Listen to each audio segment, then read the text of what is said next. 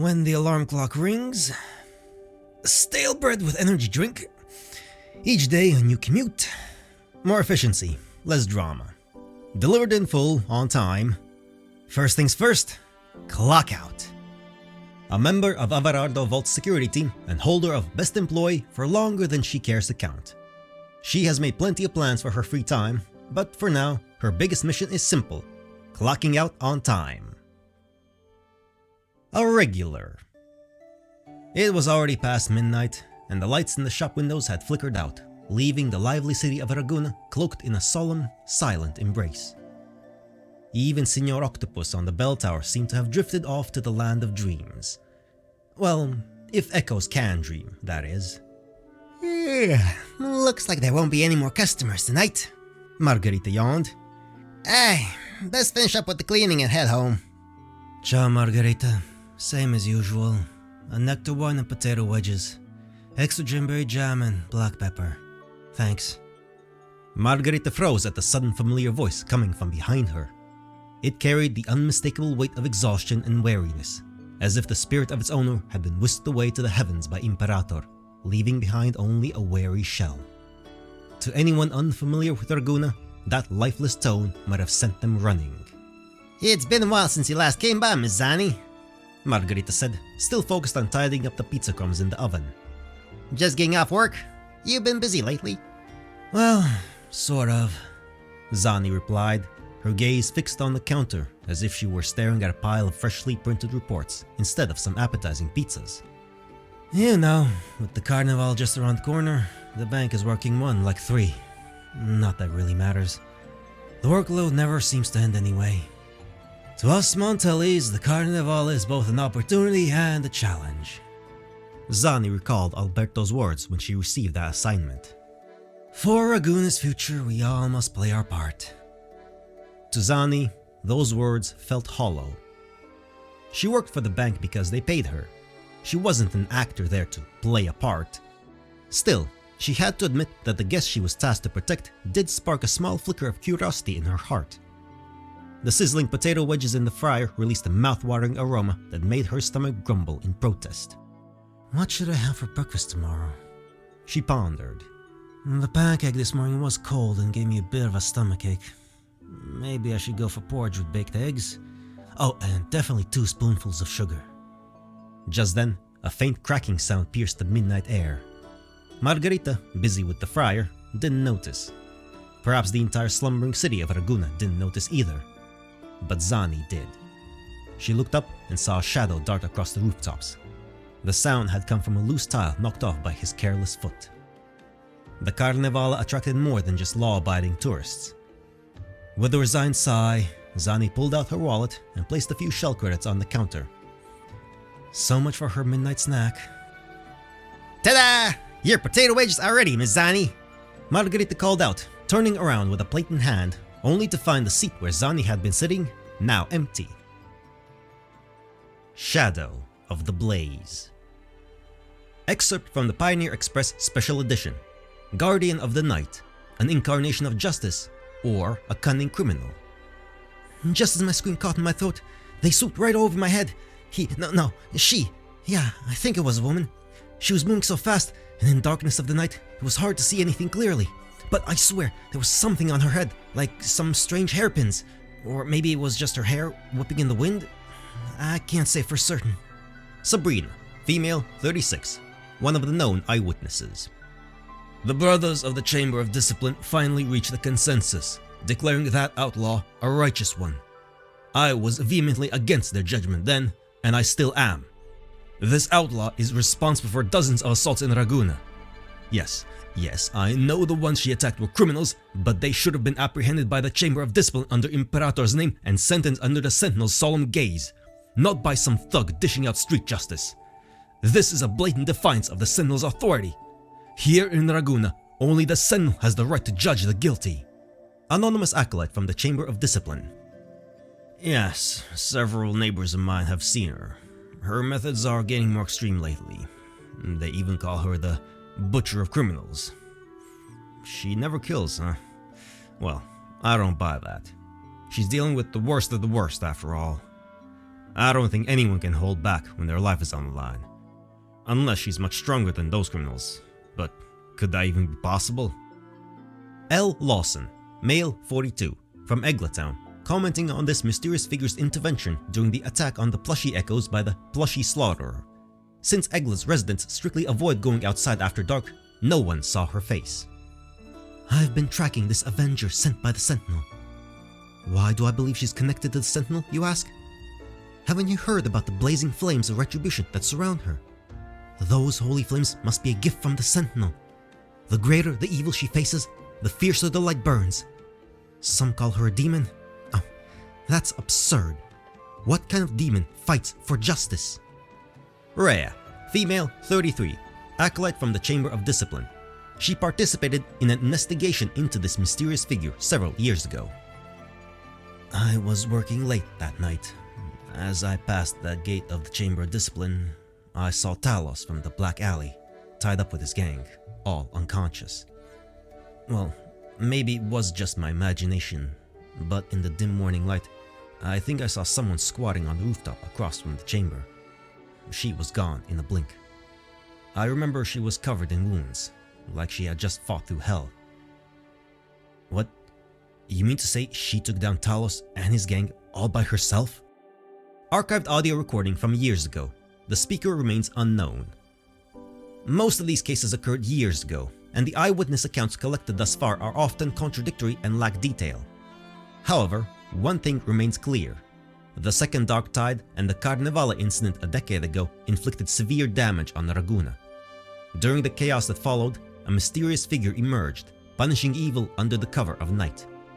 In those dark days, many who had lost faith formed gangs, reveling in crime.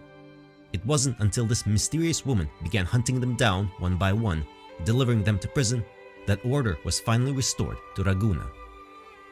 Few in the city are willing to talk about those painful years. Like the traditions of Carnevale, the people of Raguna believe the Imperator wishes them to embrace joy rather than dwell on the scars of the past. As a result, records of this mysterious figure, or the so-called Blazing Nightwalker, have faded into distant legend. However, around the recent Carnival, whispers began to circulate once more, as someone claimed to have seen a figure resembling the legends roaming the streets. To Raguna, is this an omen of another crisis, or merely an imitator of a past hero? Only time will tell. Best Employee. Yes, the Figaro family claimed they settled the payment 3 days ago. Their respected guarantor vanished into thin air. Now they're trying to spin this flimsy evidence into a bookkeeping error on our part. Zani shrugged, her tone calm and casual, as if she were simply chatting with the Sodakoros in the garden. Yes, apparently they're trying to chisel us. An old trick that's been around since the Ragunese first started fishing from gondolas. No worries, I'll negotiate with them. Alright, that's settled then. Ciao. Zani hung up the call, tucking the ledger under her arm as she stepped out of the office. Behind her, hushed whispers spread through the workplace. It wasn't that her colleagues doubted her abilities. They all knew too well how this would end. A minor matter like this wouldn't make the front page of the newspaper. At most, it would be squeezed into the bottom corner of a column, alongside lost and found notices and cheap advertisements. The papers certainly wouldn't mention Zani or the Montelli family. Perhaps there would be a brief report about a few Figaro members getting bruised by a toppled scaffolding near the clock tower, or how the head of the Figaros generously funded the arts for their loyal business partner, the Montelli family. Was Zani the best employee at the bank? Without a doubt. Her outstanding job performance often piqued the curiosity of new hires. She worked late into the night every single day, arriving at work exhausted, dark circles under her eyes. On top of that, she handled the most dangerous fieldwork, yet never botched a single assignment. The older employees spoke of her in reverent tones, almost as if she were an omnipotent divinity. It was said that if she were assigned to catch Cedas the Tidebreaker with nothing but a soggy noodle, she would return with that little whale the next morning, right on time, as if it were merely a takeout pizza. How did she do it? No one knew. Some rookies were keen to imitate Zani's every act and habit, believing it would unlock the secret of her excellence. They noticed she was never without an energy drink and assumed that was the source of her superhuman stamina, like the Heliobane fungia for a ritually sailor in an old comic. So they gulped down energy drinks, convinced it would fuel them through nights and help them complete legendary projects, just as it did for Zani. Yet, they often found themselves slumped over their desks, sore from sleeping in their chairs, only to be scolded by supervisors for underperforming the next day. What was she thinking? No one knew. The older employees still vaguely remembered the Zani who first joined the bank. A silent, distant young woman, a bit reckless, and a bit too comfortable with violence. But within 2 months, she had mastered every procedure, and in another 2, she was almost on par with the bank's best employees. By her 3rd year, the Best Employee badge was nothing more than a trinket she received alongside her paycheck. But what drove her to go this far? The answers varied. Some believed she had a deep love for Raguna and felt it was her duty to protect the city. Others thought she was ambitious, aiming to earn the Montelli surname and perhaps even coveting the position of head of the family. Still, some suspected the Montellis were paying her a hefty sum beyond her standard salary to bind her to them through financial incentives. If anyone ever asked Zani herself, she would simply blink, unfazed. "That's interesting, but I'm just an ordinary employee. Though I do have an idea. If you're convinced that my department pays so well, why not transfer over? Help take some load off me. Since it's just an internal transfer, I don't think it'd violate any non-compete agreements, right?" Night's solitary path. There was just enough time. Zani darted through the shadowy alleyways, the sharp pain in her shoulder a stark reminder of her close call. That brute of a man, whose wrists were nearly as thick as her neck, had nearly done her in. She had planned to knock him out before he could react, but he was faster than she had anticipated. Good thing her reflexes were sharper than his. Otherwise, that knife wouldn't have just left a deep gash on her shoulder, but would have gone straight into her heart. It wasn't her first injury. She had long lost count of the wounds she'd collected in the past few months of fighting crime. They healed, after all. Besides, she was certain that the ones who gave her those wounds had ended up far worse than she did. Her strategy was simple. Give those criminals a real hard time without them ever knowing her identity, then vanish before the Chamber of Discipline arrived to clean up the mess. It wasn't about heroism. It's just that she wasn't foolish enough to paint a target on her back and risk being driven out of Raguna, hiding in some miserable town without the blessings of pizza and nectar wine. It was always safer to be a nobody, someone unremarkable, someone no one saw as a threat. Tonight's targets were kidnappers. She had been tracking them for days, and their leader, the tough man from earlier, wasn't just muscle, a tricky resonator. But he had made a fatal mistake by wandering off alone, giving her the perfect opportunity to strike. Now all she had to do was take down the rest before they realized their boss was missing. She tightened her grip on her brass knuckles, rolling her wrists. "Boss should be back soon, huh? That kid's home isn't that far." A lanky man yawned, glancing over at the little girl curled up in the corner of a wooden cage, clutching a doll. He lifted his chin at her. "So, what's the plan after we get the money? I say we just let her go." But she's seen our faces." The shorter man sighed. "If we just let her go, we might end up being hunted by that... what's their name? The Blazing what?" "The Blazing Nightwalker," the lanky man corrected. "I get why the boss is worried, but a deal's a deal.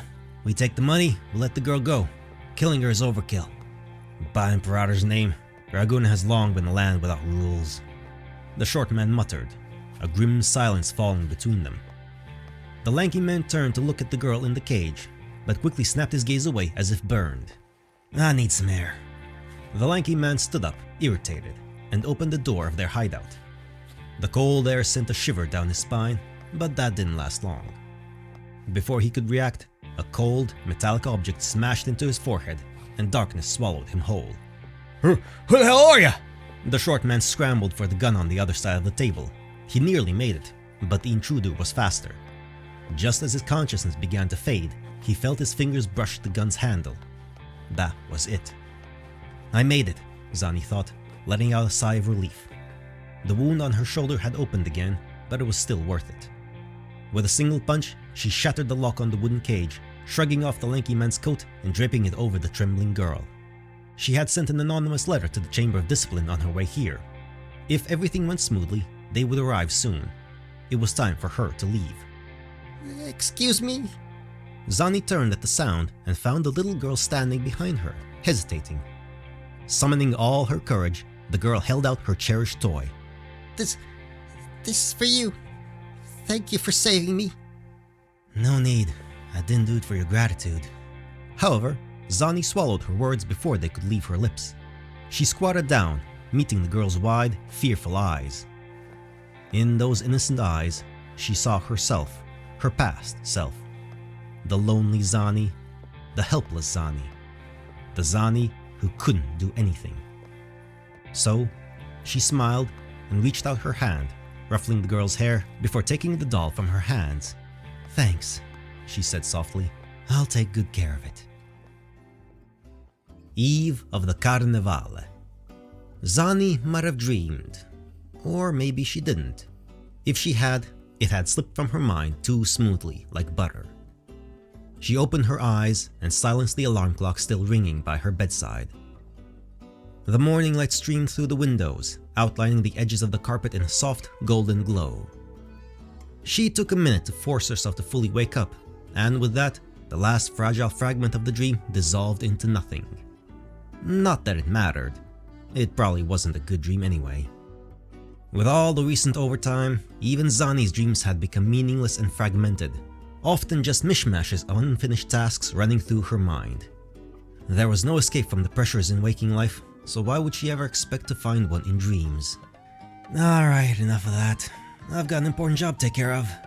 Zani gave her cheeks a light slap to snap herself out of her thoughts. She knew she needed to handle this assignment the right way if she ever wanted to secure that promised paid vacation from her supervisor.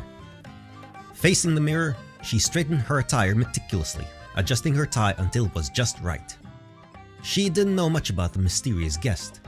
All Zani knew was that they had a very special echo and that the family had provided them with a fair sum of funds. For some reason, she felt like there was more than met the eye. Perhaps it was just lingering unease from that strange dream, but she couldn't shake the feeling that whatever she and this guest did over the next few days would determine the fate of many in Raguna. Come on, I'm just an ordinary employee. So ordinary that if a billboard in the Montelli Quarter fell, she'd be crushed along with a dozen others. Zani pulled her cloak off the rack and draped it over her shoulders, just like she did every morning. She yawned. Thankfully, none of her colleagues saw her. She wasn't assigned too many tasks today. Mr. Alberto had said she'd be free to leave once she helped that esteemed guest in black complete their business at the bank. After that, her only responsibility was to serve as their bodyguard and guide until the Carnevale ended. Sounded like an easy task. Just do my job and I'll be good. Zani took a deep breath. Strangely enough, she felt nervous, her tail swishing behind her without her even realizing it. If they arrive at lunchtime, I can suggest dining at Trattoria Margherita for Raguna's specialties. And if they refuse, I'll go with the backup plan. Zani quickly ran through her itinerary. We can have pizzas at Bratta's Bakery and enjoy a relaxing afternoon by the Whisperwind Haven. She went over the schedule again and again, only allowing herself to relax when she couldn't find any more gaps. A small smile tugged on the corners of her lips. There, through the bank's gate, she spotted that esteemed guest dressed in black, with a pair of golden eyes to boot, just as she had been expecting. We've been expecting you, Rover. Welcome to Averardo Bank. Personal memo. A notebook, Zani's constant companion. It's not just for jotting down daily schedules and important tasks. It also keeps life hacks she's gathered along the way. From recipes she stumbled upon in a forum to success tips pulled from a bestseller, and even a quick tutorial on fixing a washing machine in 5 minutes, Zani collects all sorts of seemingly useless tricks. Correction, completely pointless tricks. But for Zani, each note is a valuable piece of her daily life. She holds on to the hope that one day these tricks will come in handy. Maybe today when she's off from work, or on her next distant vacation, or maybe... Master of Time Management. An alarm clock, Zani's constant companion. This alarm clock is a bit of a hybrid. It looks like a pocket watch from its design and material, but is much larger. Every weekday morning, its ring jolts Zani awake, signaling the start of her day. As a Montelli employee, Zani handles immense wealth and hidden secrets, and even a minute's delay could lead to catastrophic losses. That's why punctuality is crucial for her. Zani divides her day into meticulously timed segments, ensuring she meets all her deadlines with precision. While some might think she has a natural knack for time management, only the old employees know the truth. Zani has worked tirelessly to achieve such efficiency. A token of gratitude. For Zani, lending a helping hand is just part of her everyday routine, nothing to brag about or seek recognition for. Having once been in a tough spot herself, she understands the value of support. Once she gained the strength to stand against cruelty, she chose to be that helping hand. No strings attached, it's simply who she is. A few of the scars on her body are reminders of a past abduction case long forgotten by Ragunese. After a long struggle, she managed to rescue the kidnapped girl. In gratitude, the girl gifted Zani this toy before her parents arrived. While Zani sees her actions as normal, they were life-changing for someone else. While she doesn't dwell on it, she still keeps the toy as a quiet reminder of her past. Forte examination report. Residence ability, Scorch Radiance. Residence evaluation report, Alvarado Vault employee profile, access permission confirmed. Employee name, Zani. The awakening history of employee Zani remains unknown. Her Forte development level and usage frequency are both high. Zani's tassel runs diagonally across her back. Post-awakening, she has undergone significant physical mutations, including the emergence of ram-like horns and a slender tail extending from her coccyx. When Zani activates her Forte, she can temporarily store excess kinetic energy within her body to enhance her physical capabilities. This stored energy manifests visibly as bright energy streams that overflow from her horns, tail, and hair. Additionally, glowing marks appear across her upper body. According to Zani, they are scars that have healed over time, leaving only faint marks that are barely visible to the naked eye. It is presumed that the delicate structure of the healed skin facilitates the concentration of energy in these areas. Zani recounts an incident several years ago, during which she was severely injured in an attempted assault orchestrated by. It was in the midst of this attack that she awakened her Forte, successfully repelling her assailants with her newfound abilities. The resonant spectrum pattern analysis was unable to determine the cause of her awakening. Analysis of test samples revealed a non-convergent Bell's curve. Therefore, Zani is identified as a mutant resonator with an incubation period. Zani's distinctive physical traits from her awakening remind me of those long-forgotten legends the family collected. Those tales spoke of eerie, supernatural entities said to lurk in the shadows long before the lament. Could there be a connection between those legends and the cause of her awakening? Or is it just an odd coincidence? Don't overthink it. Maybe she was awakened by a tumbleyak or a goat. Overclock diagnostic report. Alvarado Vault employee profile. Access permission confirmed. This employee's waveform graph shows elliptical fluctuations. The time domain pattern is irregular and no signs of abnormal fluctuations are observed. The test results are assessed as being within the normal phase. Resonant criticality, high. This employee possesses high stability with minimal risk of overclocking. Records indicate no history of overclocking. There is no current need for psychological counseling. Honestly, I'm not surprised by these results. Miss Zani's mental fortitude is probably stronger than the vault's explosion-proof walls.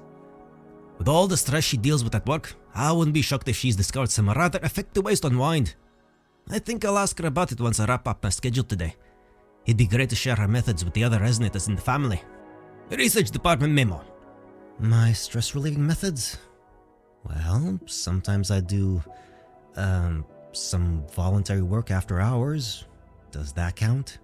Zani's reply.